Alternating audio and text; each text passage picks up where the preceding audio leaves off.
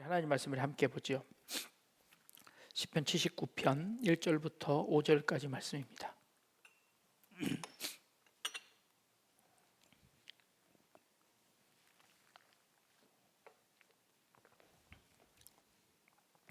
시편 79편 1절부터 5절, 우리 얼마 안 되니까 우리 같이 한번 읽어보겠습니다. 하나님이여, 이방 나라들이 주의 기업의 땅에 들어와서 주의 성전을 더럽히고 예루살렘이 돌무더기가 되게 하였나이다. 그들이 주의 종들의 시체를 공중의 새에게 밥으로, 주의 성도들의 육체를 땅의 짐승에게 주며 그들의 피를 예루살렘 사방에 물같이 흘렸으나 그들을 매장하는 자가 없었나이다. 우리는 우리 이웃에게 비방거리가 되며 우리를 애워싼 자에게 조소와 조롱거리가 되었나이다. 여호와여, 어느 때까지니이까? 영원히 노하시리이까? 주의 질투가 불붙듯 하시리이까? 아멘. 칼 야스퍼스라는 한 철학자가 한 말이 있는데, 추계 시대라고 해서 인류의 사상사들을 이렇게 쭉 살펴보니까 어느 한 시점에 폭발적으로 그러니까 지성사에 길이 남길 만한 그러니까 유명한 사람들이 나타나고 사상을 펼쳐내는 그 일이 있는데, 그게 동양과 서양을 불문하고 비슷한 시기에 그런 지성사들이 이렇게 폭발적으로 이렇게 나타나더라는 겁니다. 그게 기원전 900년에서 한 200년 사이, 그 사이 500년, 600년 요 사이에 그러니까 인류의 지성사의 모든 그 깃틀이 마련되는 그런 시기라고 주장을 하는 겁니다. 불교의 이제 그 시다르타가 나와서 이제 그 부처가 되는 그 과정이, 그분이 BC 563년에서 483년 사이입니다. 이제 그 사이에 중국을 비롯한 그 위에 지방에 이제 사상의 깃틀이 마련되어지는 이제 그런 해인 거죠. 근데 실제로 중국 공자가 나오는 시대가 BC 551년에서 479년입니다. 그러니까 그 시기가 비슷비슷하게 맞아떨어지는 것이죠. 서양으로 넘어가면 서양 철학의 아주 기본을 쌓았다고 이야기하는 소크라테스, 플라톤, 아리스토텔레스, 이때가 소크라테스가 470년에서 339년입니다. 그러니 다 BC 한 300년부터 BC 한 600년, 700년 요 사이에 동서양의 이제 모든 지성사에서 최고의 정점을 찍는 사람들이 그때 이제 우죽순처럼 막 나타나는 거죠. 이게 그러면 서로의 영향을 받았나? 아니요. 서로의 영향을 전혀 받지 않는 상태에서 자기들 나름대로의 철학들이 만들어지는데, 그 철학이 비슷한 시기에 만들어지더라는 겁니다. 화이트헤드라는 철학자는 지금까지 모든 서양 철학은 플라톤의 주석에 불과하다라는 아주 유명한 말을 했습니다. 그 말은 뭐냐면 소크라테스와 그 플라톤이 세워놓았던 그 철학 체계가 나머지 모든 철학 사상가들은 이 플라톤을 이 이야기한 것을 주석하는, 설명하는 것에 불과하지, 서양 철학사는 모두 다 그때 만들어졌다라고 하는 겁니다.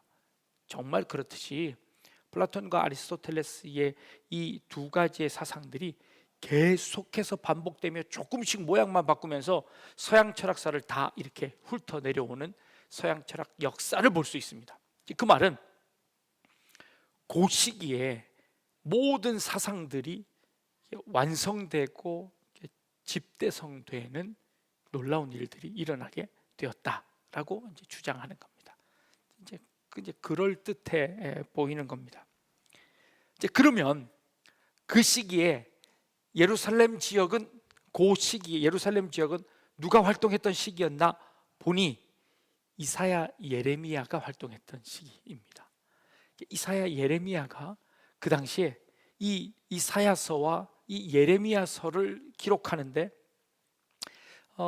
그 이 성경의 깊이가 문학적으로 그리고 그 굉장히 뛰어난 문체를 보이면서 이 예레미야서 그리고 이사야서가 이제 기록되어지는 거죠.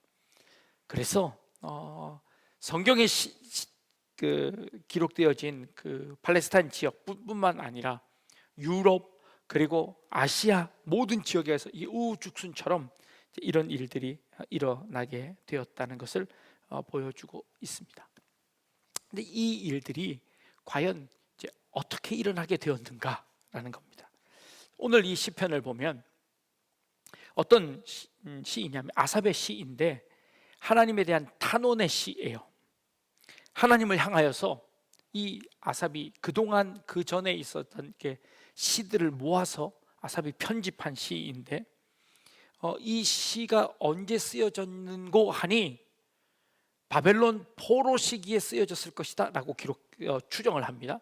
근데 그 바벨론 포로 시기가 언젠고 하니 지금 조금 전에 말씀드렸던 바로 그 시기인 거예요. 그 즈음에 이스라엘이 멸망하게 되는 시기입니다. 이스라엘 멸망을 조금 설명을 드려야 할 텐데요. 이스라엘은 북쪽 이스라엘이 먼저 멸망을 하고 그 다음에 약 한 100년 사이에 남쪽 유다가 멸망을 하게 됩니다.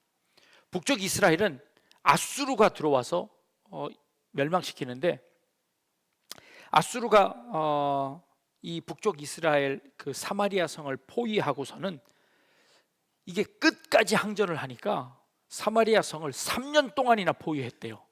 어마어마한 거죠. 3년 동안이나 그 사마리아가 저항을 한 겁니다. 그리고 결국에 이 아수르에 의해서 이 사마리아 성이 멸망을 당합니다. 아수르의 정책은 어떤 정책이었는가 하니 그 사마리아 성에 살고 있던 사람들을 한 반쯤을 데려다가 각각 다른 나라에 자기가 정복한 다른 나라에 다 보내버립니다. 그리고 다른 나라에서 정복한 그 반쯤을 데려다가 각 나라에서 요 사마리아 성에다가 데려다 놓은 겁니다.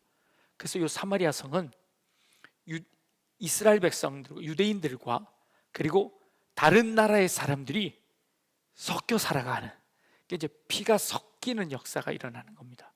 그래서 예수님 때도 사마리아 사람들을 짐승 취급했습니다. 개 취급했습니다. 왜요? 저들은 피가 섞였다. 그래서 상종하지 않는 사람 사마리아 사람들입니다. 이제 그 전통이 계속 이어진 겁니다. 한 100년쯤 지나서 이 남쪽 유다는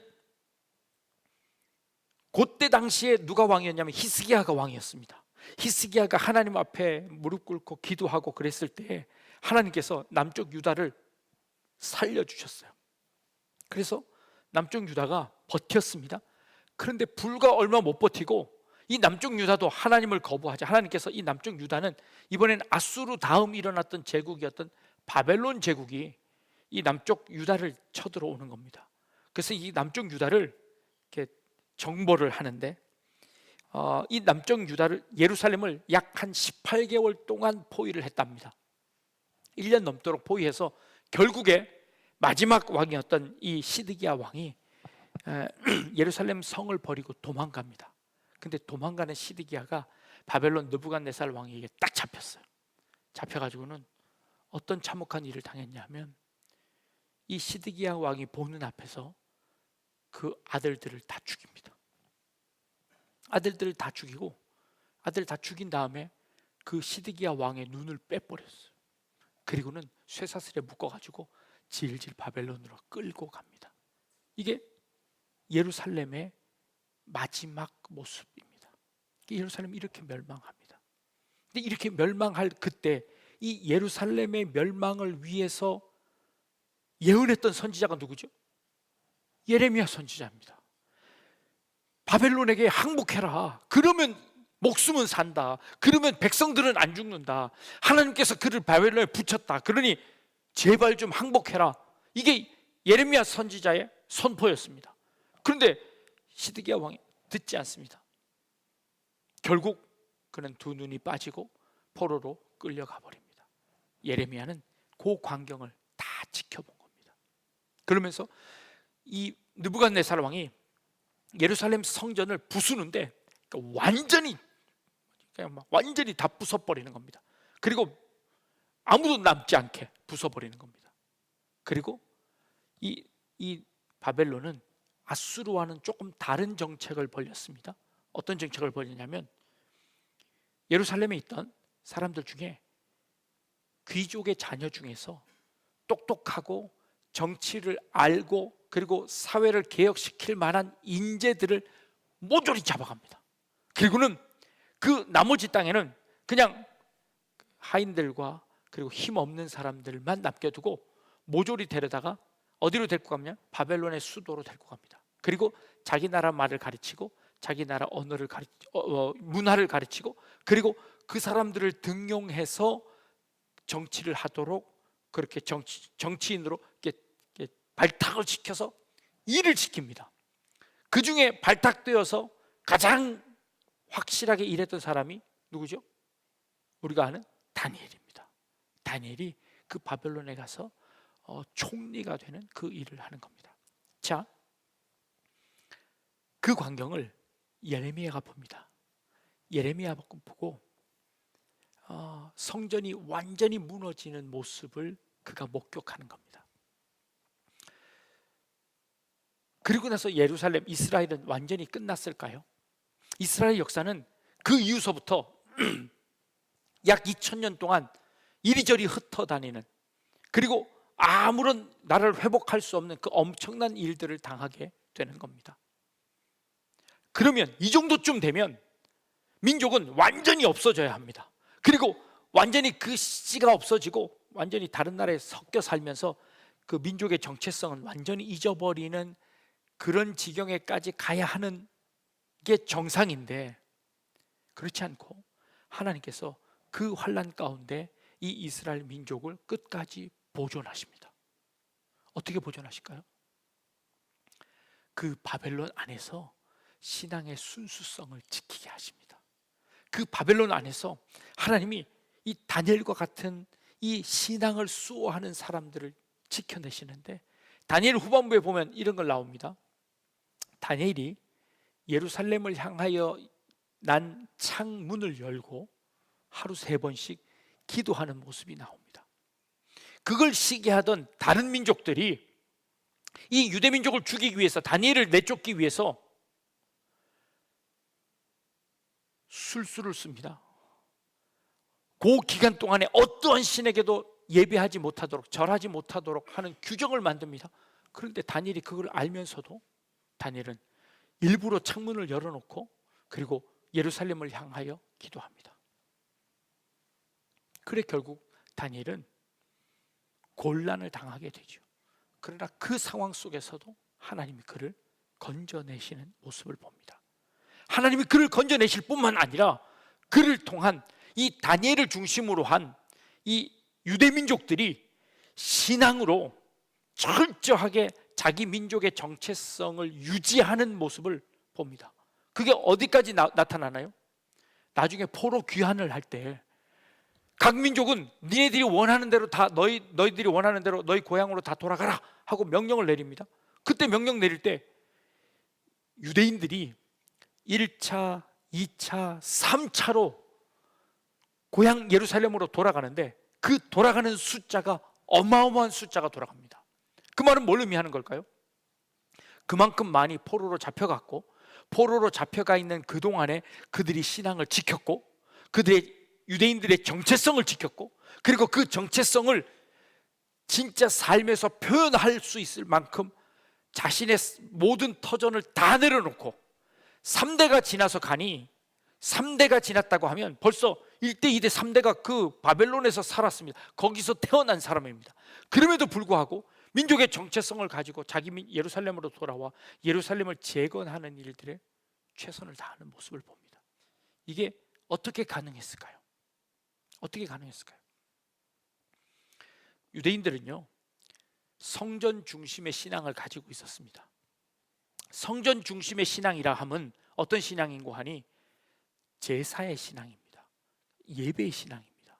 가서 예루살렘 성전 안에서 짐승을 잡아다가 자기의 죄를 거기다가 짐승에다 다 놓고 형식, 의식의 제사였습니다. 의식의 종교였습니다.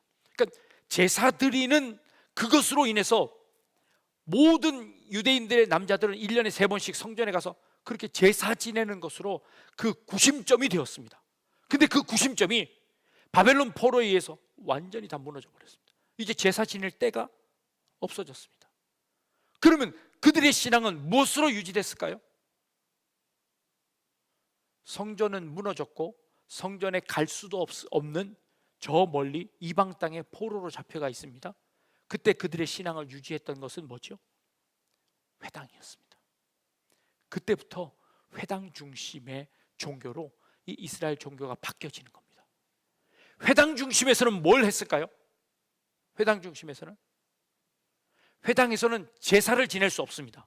그러면 그 회당 중심에서는 그들이 모여서 뭘 했을까요? 가르쳤습니다. 교육했습니다. 율법을 가르쳤고 그 율법 속에 담겨진 하나님의 뜻을 설명했고 각 회당마다 랍비를 한 사람씩 세웠습니다. 그 랍비가 그들이 이 지경까지 와 있는 그들의 역사를 가르쳤고 그들의 삶의 방식을 가르쳤고 하나님의 율법을 가르쳤고 하나님의 그 율법이 우리의 삶 가운데 어떻게 이루어져야 하는지 그 삶의 방법들을 가르쳤습니다. 삶의 지혜를 가르쳤습니다. 그게 탈무드입니다. 그 지혜를 가르쳤던 그들이 제사 종교에서 이 교육을 중심으로 한 종교로 전환이 되어집니다.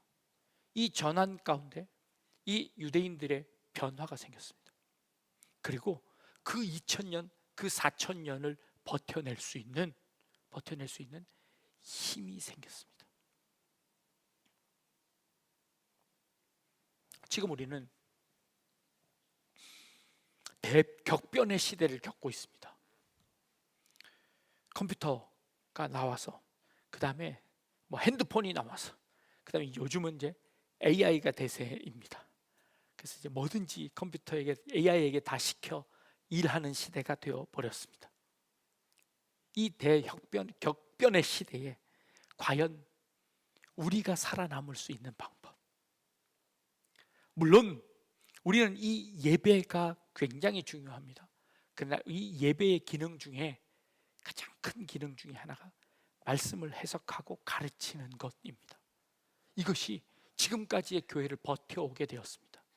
그런데 이제 이렇게 가만히 앉아서 듣는 이 시대가 어떻게 변할지 우리는 알 수 없습니다. 한동안 우리는 코로나 시기를 겪으면서 줌으로 온라인으로 만나는 연습들을 해왔습니다. 답답했죠. 그런데 그게 익숙해질 쯤 우린 다시 모이기 시작했습니다. 그래서 이제는 그걸 싹 다 잊어버렸습니다. 지금도 우리는 여전히 온라인을 이용하고 있습니다만 이걸 없애야 된다, 뭐 그래야 교인들이 많이 온다, 이런 분들이 계시긴 한데, 근데 제가 곳곳에서 예기치도 않는 분들이 영상을 보고 계신다는 것을 요즘 확인합니다. 아, 그분이 이 영상을 통해서 예배를 드리고 있군요. 깜짝깜짝 놀라는 소식들을 듣습니다. 아, 없앨 수는 없겠구나. 우리의 자녀들이 이런 부분에, AI라는 이 부분에 얼마나 많이 노출되어 있고 얼마나 많이 이렇게 그 속에서 자라나는 우리 아이들이 다음 세대에 어떤 일들이 일어날까 라는 것을 감히 상상할 수 없지만 우리는 그런 일들을 준비해야 합니다. 대격변의 시대에 인류의 역사를 바꿔놓을 만한 그 위대한 사람들을 그 시기에 각 지역에서 우죽순처럼 일어나는데, 그 일어나는 즈음에 이 예루살렘을, 이 예레미야 선지자를, 이 추계 시대의 그 저자는 칼 야스퍼스는 예레미야 선지자를 꼽습니다. 이 예레미야 선지자가 예루살렘이 멸망당하고 그 멸망당한 이 이스라엘 백성들이 어떻게 그들의 종교를 유지해 가는지, 그리고 그들의 신앙을 어떻게 유지해 가는지가 서양 철학사를 이루었던 그 모든 것보다 이 예레미야 선지자에 있었던 이 몰락의 시기들을 향하여 그는 요 시점을 꼽고 있는 것을 봅니다. 그 시점의 노래가 오늘 우리가 본 그 노래입니다.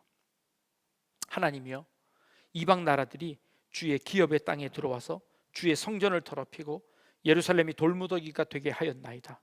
그들의 주의 종들의 시체를 공중의 새에게 밥으로 주의 성도들의 육체를 땅의 짐승에게 주며 그들의 피를 예루살렘 사방에 물같이 흘렸으나 그들을 매장하는 자가 없었나이다. 예루살렘에 그런 엄청난 일이 일어났는데 그거를 수습할 사람이 없습니다. 다 포로로 잡혀갔습니다. 그리고 예루살렘이 그렇게 끝나는 것처럼 보입니다. 이 시편의 저자가 하나님을 향하여 이렇게 단언하면서 더 이상 이 시대에 희망이 없습니다. 더 이상 이 시대에 우리가 해볼 만한 아무것도 가지지 않습니다. 좌절해 있는 그 모습을 봅니다. 그런데 하나님께서는 그 좌절이 그걸로 끝나지 않게 하셨습니다. 다니엘을 통해서, 그들의 세 친구를 통해서 그 다니엘을 위시한 그때의 신앙을 지키고 있었던 그 회당 중심으로 하나님의 말씀을 공부하고 하나님의 뜻을 사모하던 그 많은 사람들을 여전히 그 바벨론 적의 심장 가운데서 하나님이 지키고 계셨고, 하나님이 그들을 훈련시키셨고, 그 훈련이 다 되어 예루살렘으로 다시 보내는 하나님의 놀라운 역사를 하나님이 보여주고 있는 모습을 봅니다. 이 시대에 동성애다 뭐다 신앙이 마치 다 없어지는 것처럼 한탄해하며 더 이상 이 시대에 희망이 없다고 하는 그런 사람들 가운데, 아니, 오히려 그 절망이 우리를 새롭게 세우고 그 좌절이, 오히려 그 좌절 속에서 우리는 새로운 희망을 발견하게 되고 그 참혹한 그 흙무더기 가운데서 하나님이 그 싹을 틔우시고, 그리고 바벨론으로 포로로 잡혀간 그 가운데서 하나님께서 이 민족을 세워내시는 그런 모습을 우리는 확인하는 겁니다. 우리가 준비해야 할 것이 무엇일까요? 우리가 준비해야 할 것이 무엇일까요? 우리의 다음 세대를 위하여, 우리의 주일학교 학생들이 이 앞으로 살아가게 될 그 시대 가운데 그들이 반드시 붙잡아야 할 것 무엇일까? 우리의 자녀들이 신앙을 떠난다고 하는 이 시대에 그들이 새로운 신앙으로, 그들이 신앙의 참된 의미로, 그들이 우리처럼 이렇게 모여서 기도하고 하는 이런 것 못할지라도 그들의 마음속에 하나님의 새로운 영들이 그 안에 들어가 그들이 말씀으로 굳게 서는 역사들이 일어나야 되지 않겠습니까? 그걸 위해서 우리는 여름 성경학교, 수련회, 이런 좋은 전통들을 그들 가운데 전하는 겁니다. 그들 가운데 하나님의 역사를 가르치는 그 포로 가운데 회당 안에서 12가정만 모이면 한 회당이 되어, 더 많아지면 그 다시 쪼갭니다. 그래서 대규모 집회를 할 수 없으니, 포로로 잡혀가 있어서 대규모로 모일 수 없으니 335 흩어지는 겁니다. 10가정만 되면 다 개척을 시킵니다. 다 개척시켜서 각자 자기 집에서 모여서 그 집 안에서 말씀을 가르치는 겁니다. 통일되지 않았을 겁니다. 일괄적으로 천편일률적으로 똑같은 신학을 가르치지 않았습니다. 랍비마다 조금씩 다른 해석을 했습니다. 근데 그 다른 해석들이 이단으로 빠지는 것이 아니라 오히려 더 폭넓은 이 유대인들만의 철학을 만들어냅니다. 더 깊은 그들만의 삶의 지혜를 만들어냅니다. 그래서 그들이 어떤 어려움 가운데서도 버텨낼 수 있는 그 지혜를 만들어내는 겁니다. 이게 그 어려움 가운데서도 이스라엘이 버텨냈던 힘이 되었습니다. 지금처럼 좌절하고 포기하는 것 같지만, 그러나 하나님은 그 좌절 가운데, 그 밑바닥 가운데 그 바닥을 치고 다시 일어날 수 있는 지혜를 주시고 힘을 주시고, 그리고 그 환경들을 하나님이 마련해 주시는 모습을 봅니다. 이 시대 가운데, 이 절망의 시대 가운데 참 앞으로 교회 전망들을 보면 계속해서 이제 하락합니다. 불과 30년, 40년 후에는 지금 교회 성도 수들의 약 한 절반 정도를 보더라고요. 그도 그럴 것이, 지금 믿음의 1세대들이 50년 후가 되면 그 모든 1세대들이 다 떠나게 된다는 거예요. 그러면 그 다음 세대가 올라올 때는 그 인원수가 절반밖에 안 된다는 겁니다. 절망적이지요. 그러나 우리는 이 절망적인 상황 속에서 하나님께서 어떻게 하실지를 믿음의 눈으로 보고 우리가 할 수 있는 최선을 준비하는 겁니다. 그들에게 강요할 수 없지만, 그러나 그들에게 우리의 삶을 보여주고 그들에게 우리가 할 수 있는 최선의 것들을 제공하고 그들에게 이 신앙의 경험들을 전수하고, 그리고 이 하나님의 말씀에 이 깊은 뜻을 가르치고, 이 일들을 우리가 행함으로 말미암아 다음 세대를 준비하는 역사가 있을 줄로 믿습니다.